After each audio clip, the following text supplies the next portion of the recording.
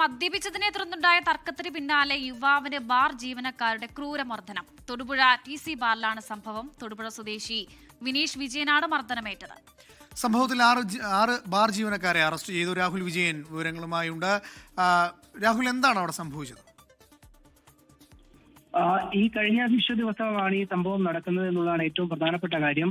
ആദ്യം ഈ വിനീഷ് വിജയൻ ഈ TC ബാറിലെത്തി മദ്യപിക്കുകയും അവിടെ ഉണ്ടായിരുന്ന ഒരു ജീവനക്കാരനുമായി വാക്കുതർക്കത്തിൽ ഏർപ്പെടുകയും ചെയ്തു.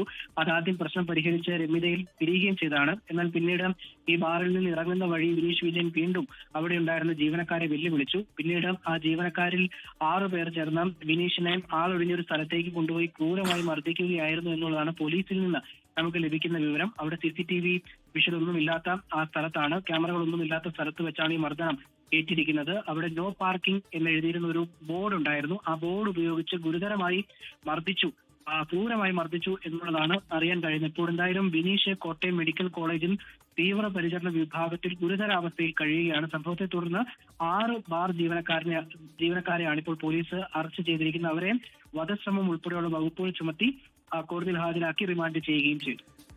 ശരി, രാഹുൽ വിജയനാണ് വിവരങ്ങൾ ഇടുക്കിയിൽ നിന്നും നൽകിയത്.